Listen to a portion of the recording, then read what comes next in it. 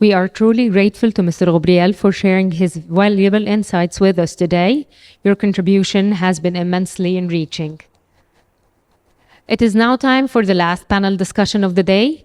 Please stay relaxed and seated until we prepare the seating and invite our speakers to the stage. Father Anastasi, the first question is for you. Do you think St. John was more influenced by the Septuagint use of logos or by the Hellenistic philosophical acceptation of the term logos of his time? It's a very difficult question, but scholars argue that St. John was influenced by the Hebrew Bible and the Septuagint. We can affirm on that, but philosophy,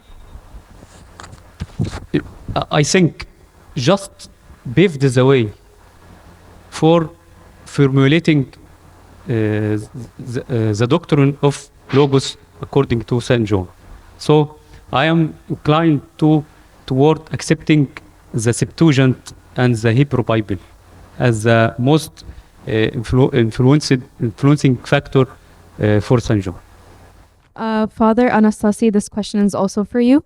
Do you think the use of Rhema instead of logos in John 1:1 would have completely changed what St. John meant to say?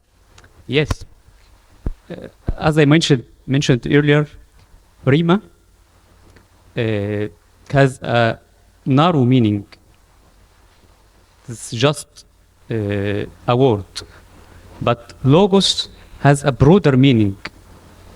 As I mentioned, if you open Liddell and Scott, you will find how logos has many different meanings. I didn't say that in the lecture, that in addition to the meaning for logos in Liddell and Scott, we can see that logos mathematically means account. Subjectively means human reason. So logos has a very broad meaning. If we talk about logos from the lens of philosophy, we have a metaphysical meaning. So the term is rich, and specifically in the first century, the logos has a very prominent meaning, and it was widespread in the Jewish and the Greek-Roman world. So I think logos can't be translated into a single word. Many scholars try to give an alternative translation, such as the effective word and many other examples, but any word can't capture the full meaning of logos. That's why I prefer not to translate it. There is a question actually noting that, and it's asking and saying that many words in the Bible are loaded with significances. If we kept the original word, the message of the Bible will be obscured. Yes, you are right. But I said that we can leave the term untranslated, but adding a footnote. I am not prefer to leave all the significant words untranslated, but the most prominent words that have a many different meaning, especially in the context, we can leave them untranslated, but adding a footnote for the ordinary reader. Mr. Gabriel, this question's for you. It reads, how do you see that Clement's view of the Logos encouraged those in his time to follow the middle path of being saintly and moderate? And is it the same for us? Okay, there is a way of reading Clement that has been adopted by so many scholars, which mostly they come from the West, and is that they deal with the Christian life in a static way. He is rich, I accept him as a rich, so I keep him rich, and I find a way to keep him rich and to keep him Christian. And they forget that Christianity is what Clemens has been always saying, it's by following Jesus. And following Jesus is always, there is something we will be living away. We are going to less with Jesus usually. And they don't read, especially, most of this discussion comes in the who is the rich to be saved. And most of the interpretation comes in this direction, that Clement wanted to calm the rich that you can remain rich and be Christian. And this not was Clement's understanding. Clement was very clear that richness is not an indifferent thing. Richness can lead to drifting from the way of Jesus. Except in one condition is to share this possession they have with the poor. And if they ignore the poor will survive in a way or another. But they may not survive. But the problem is with Clement is he wants to save the rich. And for Clement, he does not imagine a church where someone has superfluous amount of food and resources, and there is someone else, the same church, is lacking the daily bread. So for him, it's not middle or radical. He refused the radical that says if you are not poor, you are not a Christian. He refused this. But at the same time, he's very clear that Jesus became poor for us. So if you want to follow him, at some point, we will be asked to leave what we have. So it's not about the static. Am I saved now? No, it's a following process. It's a process of life that I should be always ready to leave something behind. And for the love of God and love of others, not as the Stoics were saying, just to reach apatheia. No, it's for love of others as well. Others' image of God. And there is an important part. I skipped it because of the time, but I can share it now. I have mentioned that Clement says, make with the money, with what you have, an army of people praying for you. This army is widow, orphans, strangers. So he equates this, of course, with a different level, but he equates it in the meaning that same as the Logos is praying for us and interceding for us for our salvation, the poor, if we gain the poor on our side, they are praying for us and to deliver us from temptation. This is how he puts it's very high position. And also, from the state of poverty, we can intercede for the rest of the world. So he relates also back to us, our prayers for the world can have, let's say this way, can have the power of the prayer of the poor if we pray from a position of poverty and weakness. So it is always a challenge. It's always a life, but it's always a promise because Jesus has gone this way. So I would not say a moderate or a radical. There is always a cost for this discipleship, if we say. That would lead us to the next question. The question says, does Clement think that on earth it is possible to totally eliminate poverty? And let me ask, does he even want to eliminate poverty on earth after what you've said? Or does he leave it for the eschatological times? Yeah, again, the same idea. This kind of question comes from the idea of yes or no, which is not his mentality. And we could see very well In this specific part, he's following the later Stoicism that they agree in the continuity and growth. There is a gradual transformation. We enter in becoming like God, not in being like God. So it's a continuous heading towards the eschatology, yes. But it's not definite here. But the main idea of Clement is to follow Christ. And Christ did not abolish poverty, but he was not agreeing with poverty. Poverty is an evil coming from injustice.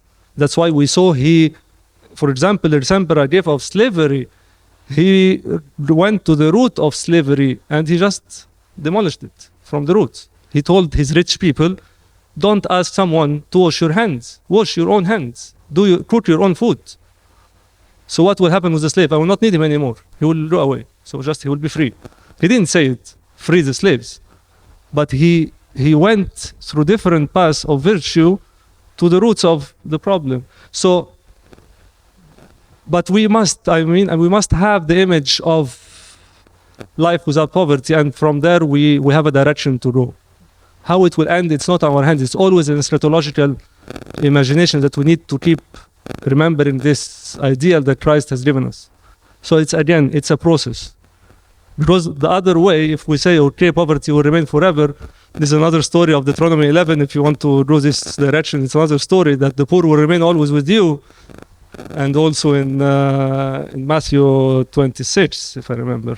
So the idea is not this understanding. No. It's because of injustice, there will be always poor with you until the second coming. But it's the responsibility of each one not to agree, not to be on the side of sin. This is the whole mentality of the church fathers and the church in general. The church knows they cannot change big things, but they cannot also agree. This next question is for Father Anastasi. Is it correct to say that logos means how God comes out of himself towards his creation as word comes out of the mouth? The Stoics differentiate between the logos diacetos and the logos prophorikos. But I can't give a full answer for your question because the context doesn't support your words. It's not just a word from the mouth. From my understanding, the logos is more than that.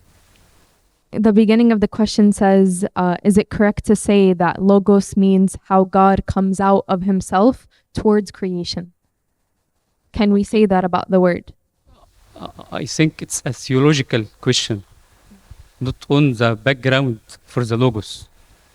We can say that from a theological point of view. But my research on the culture background. Another question for you, Father. Where is the Holy Spirit in John 1:1 in your opinion? I think it's beyond the scope of my research also. I can't give an answer. This question is for Mr. Gabriel. It asks, is there a distinction in Clement's thought between justice and judgment? Or is justice a specific term that deals with sharing resources with the poor? It's a wide understanding of justice. I just mentioned one side of it, which is distributive justice. But he keeps adding to it because he sees that God is just.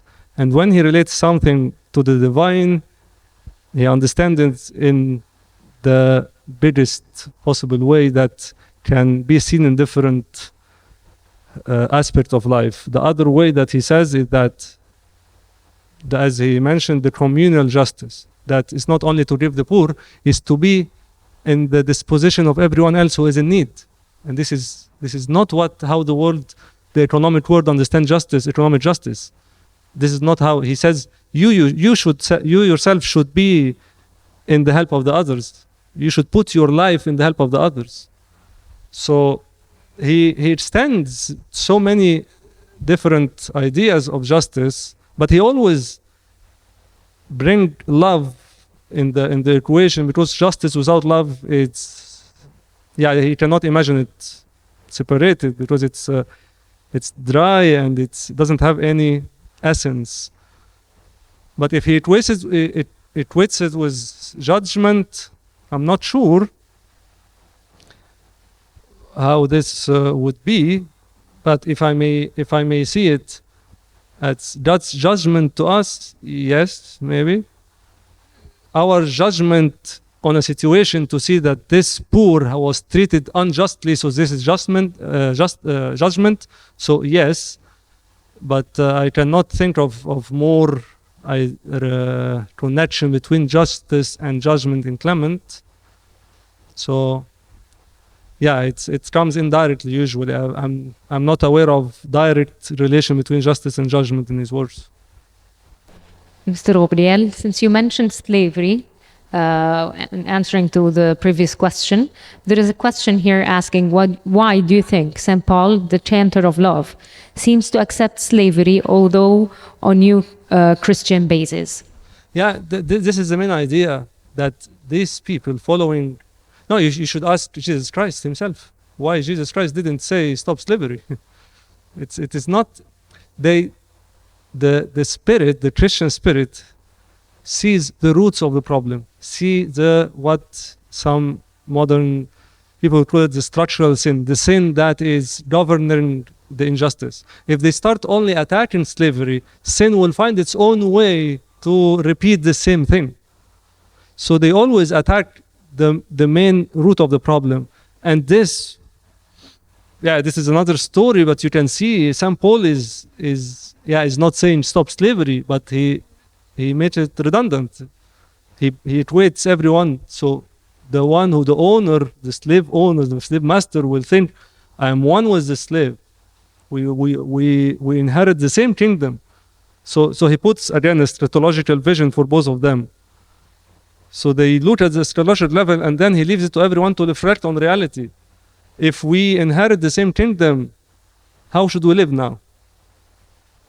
So he leaves it to everyone until it's really abolished by real Christians in own life. So they are not creating law against law. They are creating a new spirit that can clean any law. This next question's for Father Anastasi. It says, in the gospel, God has two paracletes, the Spirit and Christ. In the same way, can we say that the Spirit is God's second logos? No.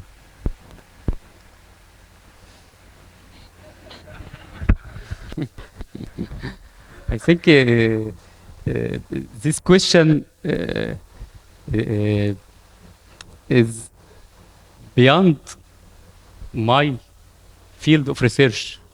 This is for the professor and the theologian who are staying with us now. But I am focusing on the background of that time, not after that. So after that, we can ask our professors. My position is before the 1st century AD. I am thinking with St. John, not after that. Okay, so let's ask something that could be related to that. Before 100 AD. Okay. We've seen the similarities between Heraclitus' use of Logos and John, but in what ways are they different? Heraclitus, I mentioned that the concept of pantheism in Heraclitus is completely different from St. John. This is a very important difference between both.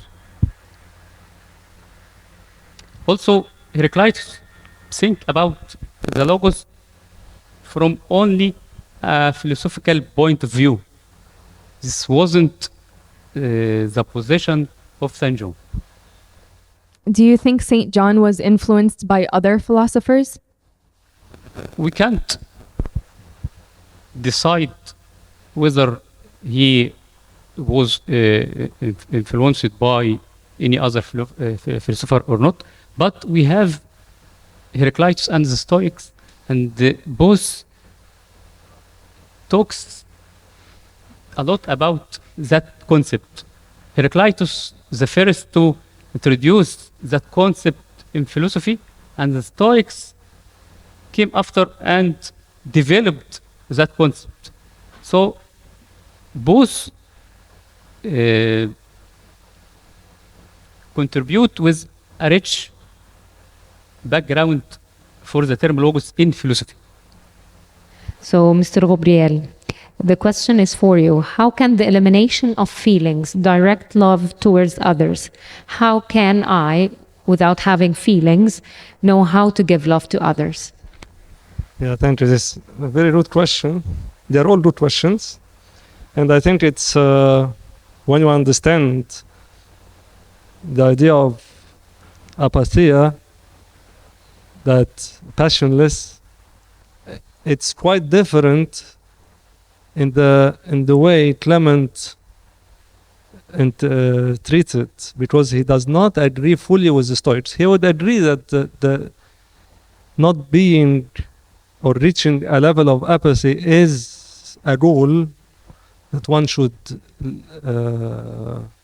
achieve at some point in their life and try to maintain it. His reason for that is that he believed that Jesus was passionless, but I will not enter in this because this may lead us to another story of how Jesus was passionless, was also possible. It's this, but he said both. But for us, what he says is that the idea is not only to be passionless because this is more selfish, but the idea is to fill our life with love.